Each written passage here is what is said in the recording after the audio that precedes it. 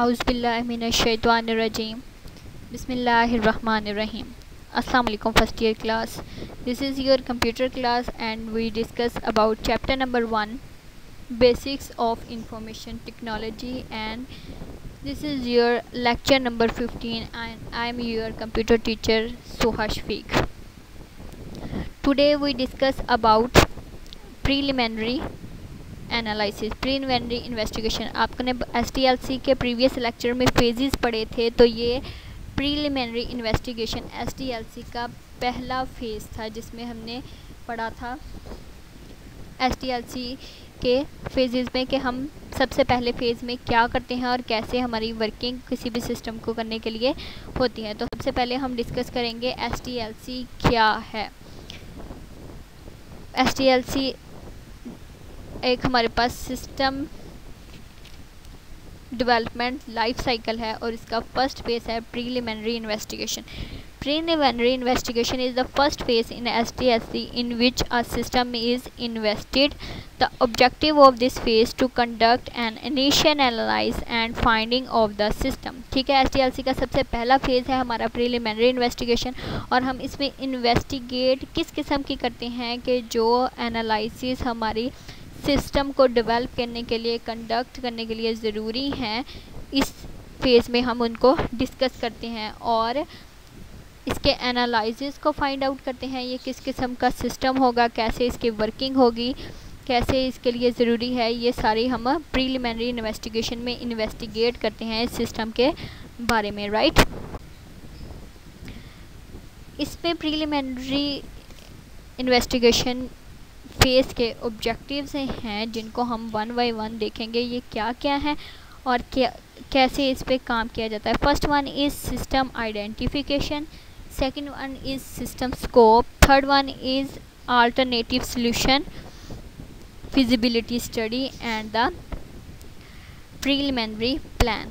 ये 5 फेसेस हैं, 5 ऑब्जेक्टिव हैं फर्स्ट STLC प्रीलिमिनरी इन्वेस्टिगेशन के फेज़ के, जिनमें फ़र्स्ट स्टेप में ही, फर्स्ट फेज़ में ही हम इन 5 ऑब्जेक्ट्स को फॉलो करेंगे पहले फ़ेज़ को कंप्लीट करने के लिए. तो हम वन बाय वन इनको देखते जाएंगे ये क्या है और कैसे काम करते हैं. ठीक है स्टूडेंट्स, फर्स्ट वन है सिस्टम आइडेंटिफिकेशन. प्रीलिमिनरी का जो सबसे पहला स्टेप होता है वो सिस्टम आइडेंटिफाई करता है. This system is use to identify the need for a new system. सबसे पहले तो इस फेज़ में हमने क्या करना है, आइडेंटिफाई करना है कि क्या हमें ये सिस्टम ज़रूरी है या हम इस सिस्टम को, न्यू सिस्टम जो लेके आना चाहते हैं हमारे इन्वायरमेंट में, वो फिट होता है या नहीं.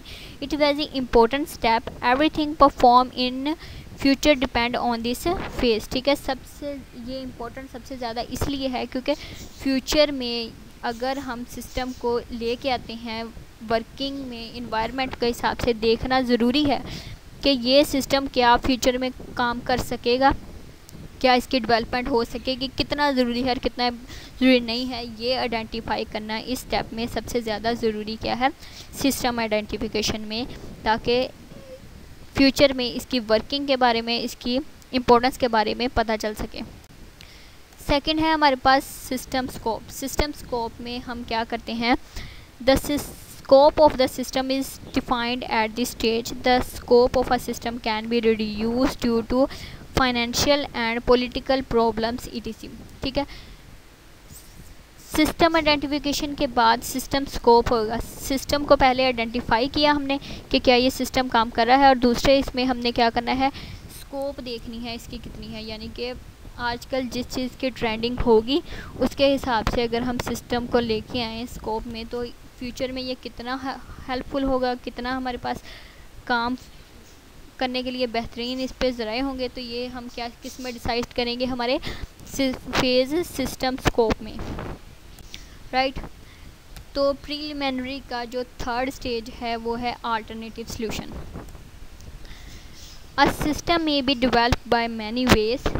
This steps identify all possible views to develop a system.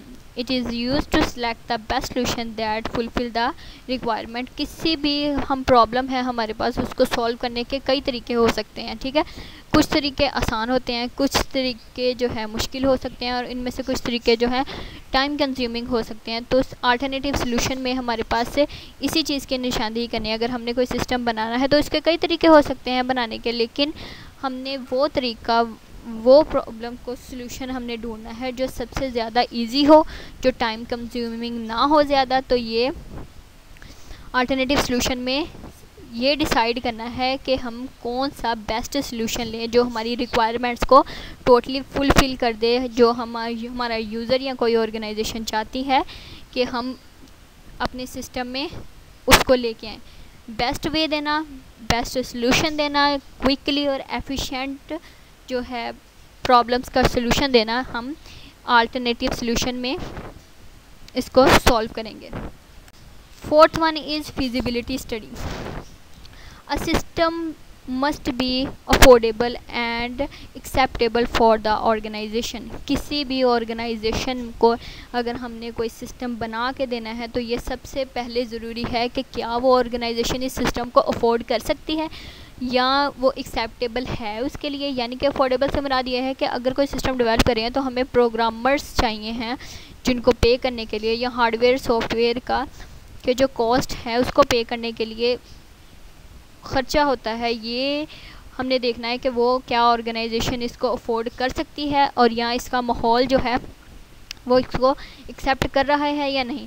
अब feasibility study is use to find whether the process system is feasible. ठीक है, क्या करना है फिजिबिलिटी स्टडी में कि जो सिस्टम हम बना रहे हैं क्या वो इसके लिए फिजिबल है, परफेक्ट है, जो इसको काम आसानी से कर सकें। This decision depend on the different issues such as financial and time limits. ठीक है, ये इश्यूज़ इनमें क्या करते हैं, डिपेंड करते हैं कि फाइनेंस कितना है हमारे पास और टाइम इशू कितना है। फ़र्ज़ करें अगर एक ऑर्गेनाइजेशन है, यानी कि छोटी ऑर्गेनाइजेशन है, तो वो कोई भी सिस्टम चाह रही है बनाने के लिए, तो हम इसके फर्स्ट फेज़ में यानी कि फिजिबिलिटी स्टडी में हम देखेंगे उनके पास फाइनेंस कितना है, सिस्टम को डेवलप करने के लिए वो कितना, किस लिमिट तक ख़र्चा उठाने के लिए तैयार हैं। और दूसरा जो इम्पोर्टेंट है वो ये है कि वो कितनी लिमिट में एक जो है सिस्टम को तैयार करना चाहते हैं। फॉर एग्ज़ाम्पल अगर वो चाहते हैं कि 2 महीने में हमारा सिस्टम तैयार होकर हमारे पास आ जाए, तो इसमें हमने फिजिबिलिटी स्टडी में इसका अच्छे से स्टडी करना है कि क्या हम सिस्टम 2 माह में तैयार करके दे सकते हैं या नहीं, और कितने ख़र्चा इसमें आएगा। सारा जो है प्लानिंग क्या किस में होती है, फिजिबिलिटी स्टडी में। और जो लास्ट फेज़ है प्रीलिमिनरी इन्वेस्टिगेशन का, उसमें हमने किस में डिस्कस करना है, preliminary plan. Right, preliminary plan होगा तो ये हमारा last preliminary investigation system phase जो है कंप्लीट होगा। Preliminary plan consist of all finding in written for the from approval. ठीक है, अप्रूवल यानी कि लास्ट प्लानिंग जो होगी सिस्टम को फाइनल करने के लिए वो प्रीलिमिनरी प्लान होगा। It is also called feasibility report. ये क्या कहलाएगा, फिजिबिलिटी रिपोर्ट होगी। यानी कि प्रीलिमिनरी इन्वेस्टिगेशन के जो सारे ऊपर हमने स्टेप्स किए हैं, system identification, system scope, alternative solution, feasibility study, ये सारे स्टेप्स की रिपोर्ट हम किस में देंगे, प्रीलिमिनरी प्लान में, इसलिए इसको फिजिबिलिटी रिपोर्ट भी कहते हैं। It is normally submitted to the top managers of the organisation. They may accept, modify और रिजेक्ट द रिपोर्ट। ठीक है, ये जब रिपोर्ट हमारे पास तैयार हो जाएगी, यानी कि किस किस्म का हमने सिस्टम बनाना है, इसका फ्यूचर में स्कोप कितना होगा, इसका बेस्ट वे क्या है तैयार करने के लिए, और इसकी टाइम लिमिट के कितने देर में तैयार हो जाएगा, इस पर कितना ख़र्चा आएगा, ये सारी मालूमात इसकी रिपोर्ट तैयार करके हमने जो ऑर्गेनाइजेशन हमसे सॉफ्टवेयर बनाना चाह रही है, सिस्टम बनवाना चाह रही है, उसके मैनेजर्स को हम दे देंगे। हो सकता है कि वो ये रिपोर्ट उनके लिए एक्सेप्टेबल हो तो वो उसको अप्रूव कर लें, हो सकता है कि वो उसमें कुछ चेंजिंग कर लें, यानी कि उसके फाइनेंस में आगे पीछे कर लें या टाइम लिमिट्स को आगे पीछे कर लें। ठीक है, अल्टरनेटिव सॉल्यूशन में अगर वो चाहते हैं कि इससे बेहतरीन सॉल्यूशन दें तो वो इनमें चेंजिंग भी कर सकते हैं, इसको रिजेक्ट भी कर सकते हैं और इस रिपोर्ट को फाइनलाइज भी कर सकते हैं ताकि सिस्टम को डेवलप करने के लिए आगे काम करें। और ये लास्ट स्टेज है हमारा प्रीलिमिनरी इन्वेस्टिगेशन का। ओके स्टूडेंट्स, आई होप कि आपको अच्छी तरह आपका प्रीलिमिनरी इन्वेस्टिगेशन का टॉपिक अच्छे से समझ आ गया होगा। इसकी STLC का पहला फेज़ था और इसके हमने आगे 5 स्टेप्स जो है कम्प्लीटली अच्छे से डिस्कस किए हैं। अगर आपको किसी किस्म का फिर भी इशू हो तो आप अपनी बुक से पढ़ने के बाद भी मेरे से डिस्कस कर सकते हैं, सवाल कर सकते हैं, जो कि आपके लिए मुफीदफुल होगा, आपके पेपर्स के लिए, आपके टेस्ट के लिए। ठीक है स्टूडेंट्स, अपनी ऑनलाइन क्लासेस लेते रहें ताकि आप अपने लास्ट एग्ज़ाम में, अपने वीकली टेस्टेज में अच्छे रिज़ल्ट्स गेन कर सकें। सो घर में रहें, अपने आप को महफूज रखें, अपने घर वालों को महफूज रखें, अपना ख्याल रखें, बड़ों की इज़्ज़त करते रहें, छोटों पे शफ़क़त करते रहें। मिलते हैं अपने नेक्स्ट लेक्चर में। अल्लाह हाफिज़।